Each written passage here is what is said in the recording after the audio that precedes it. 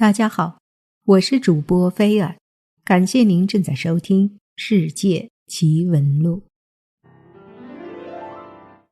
对死亡的畏惧，相信每个人都有。而对于人死后的世界探究，目前依然无人知晓。然而，前段时间有一个植物人画家，在其醒来后，画出了人死后的世界。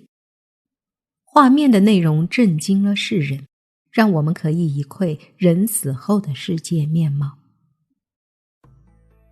在中国，人死后都需要去到地狱，并且进行投胎转世。还有说法认为投胎是真实存在并且发生了的，但科学上对于死亡的定义却和植物人完全不同。死亡究竟意味着什么？人死后的世界到底是怎么样的？来听一听。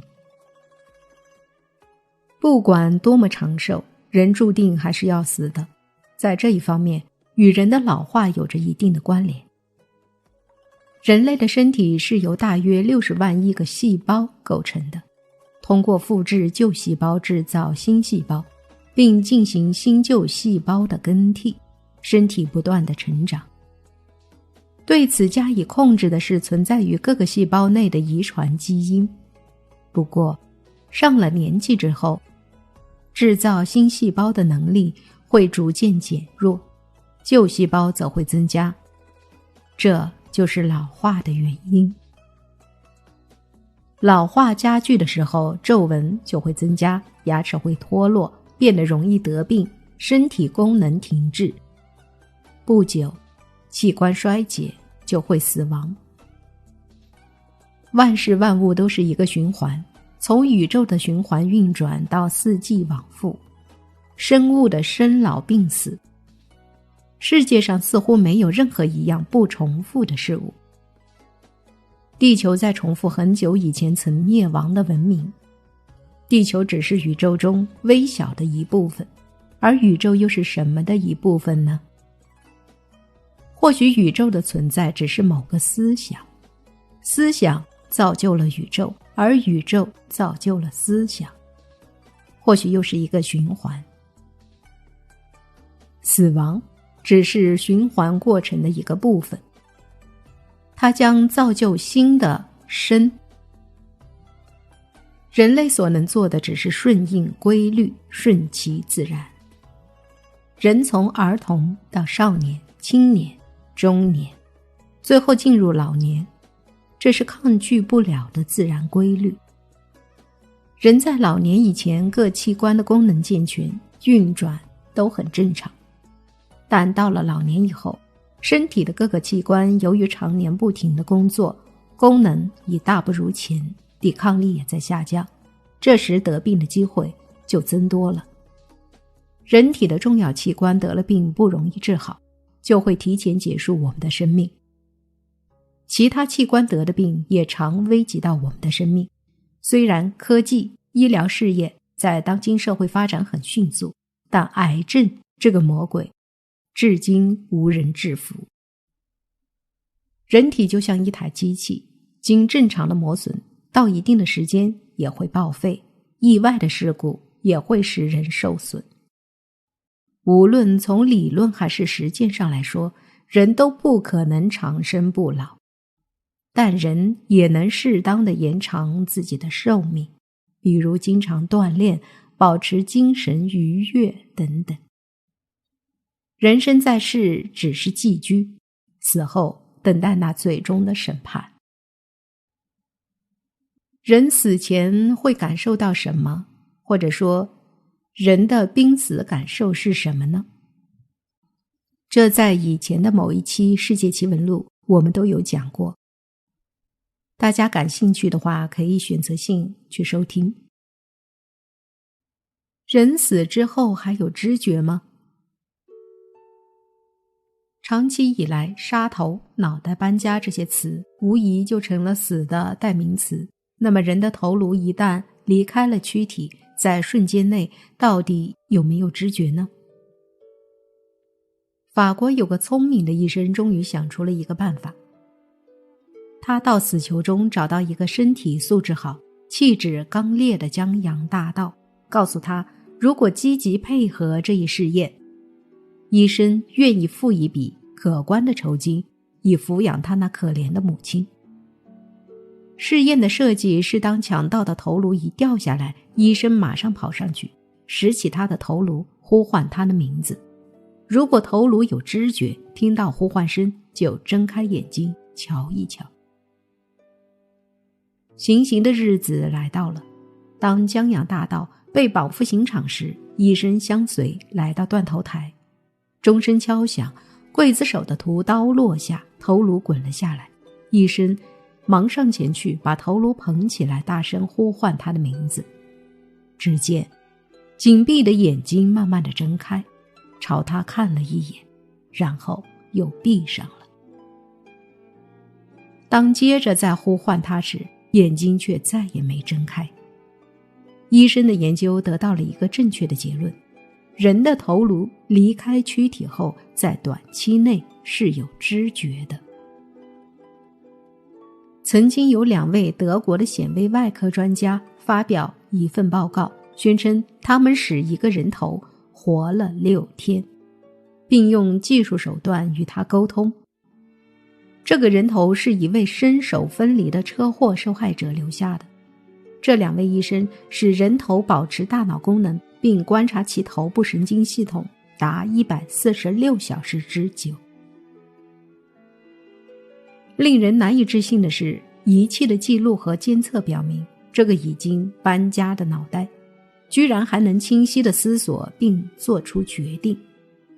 医生说，这个用人工延续生命的活人头，在头76个小时中思维绝对正常，以后就慢慢衰退了。他们找来一个神父和他谈话，活人头也能接受赎罪悔过。6天后，人头内大脑死亡，2位医生的试验随告结束。日本一家跨国公司想证实人死后是否还有脑电波存在。科学家把电极植入受试者的头骨中，与电脑接通，使电脑可以在80公里范围内接受脑电波。在试验的10名死者中，发现2名有脑电波。有个叫佛迪的人，死后3天，电脑荧光屏显示：我是佛迪，告诉你，我很快乐，没有痛苦。而没有痛苦这几个字出现了20多次以后，脑电波才消失。另有一个白血病患者，死后第3天，电脑荧光屏上显示：这里是个美丽的地方，我很高兴来到这里，我感到愉快。这个实验说明，人死后是有脑电波存在的。以上的这些实验发现，对今后的科学研究是具有很深远的意义的。首先，在死亡的判断标准上，以前传统的观点是人的心脏停止跳动就是死亡，而现在科学家提出，应该以脑电波是否消失作为判断死亡的依据。这也许是死亡医学上的一个重大突破，可能会避免把一些心脏虽然停止跳动，但仍可以起死回生的病人送进火葬场。其次，可以通过记录破译死者的脑电波，了解与死者有关而死者又来不及说出来的秘密。因为如果人死后仍存在脑电波，而这种脑电波又是与死者生前的某些经历有关，那么我们就可以研制出一种仪器，专门记录和破译出这些死者的脑电波来。比如，如果死者是被人谋杀的，那么从死者的脑电波中可能会破译出与该谋杀案件有关的内容或线索。如果死者是突然死亡，来不及给亲属子女留下遗嘱，交代后事，那么他们也许会怀憾于九泉之下。那么我们也可以通过仪器记录死者的脑电波，破译出死者要交代而又来不及交代的事情，以了却死者的遗愿。科学家是这样分析人死后的世界的：除运动、感觉之外，思考、感情等精神活动功能，也就是意识，也都永久性丧失。脑电波消失。如果脑干功能尚存，有自发呼吸，则不能称为脑死亡，只能说是处于植物状态。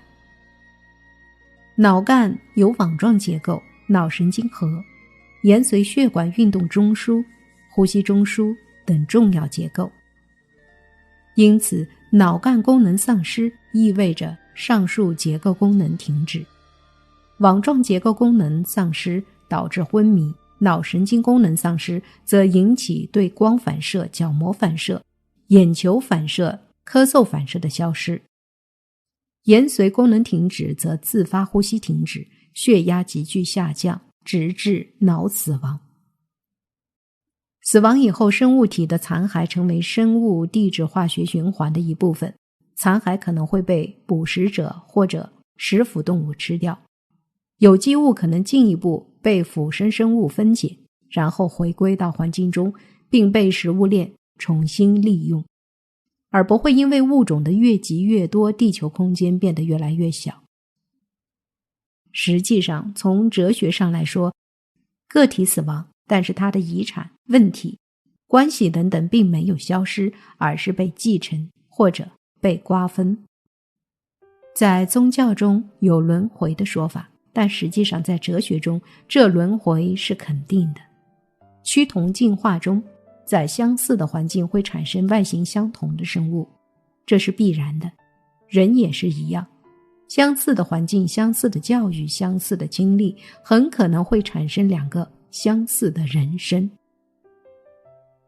有些学者曾经大胆地猜测，人死后便进入更高阶层的宇宙维度空间，也就是进入了时空隧道。而在低维度和高维度的空间界层中，两个世界的事物无法联系和来往穿梭，实质就是无形的物质隔阂着。但问题是，进入了这个界层后的物质又跑到哪儿去了呢？很显然，要研究这个，我们目前是束手无策的。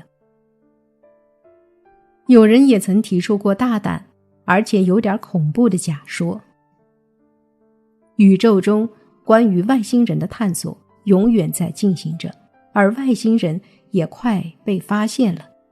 也许外星人还是人类死亡后进化形成的结果，这也许是我们都未想过的，当然这也不是不可能的。所以人死之后可能只有一种情况，就是穿越时空，而且穿越时空后可能进入了另一个宇宙，说不定外星人就在那。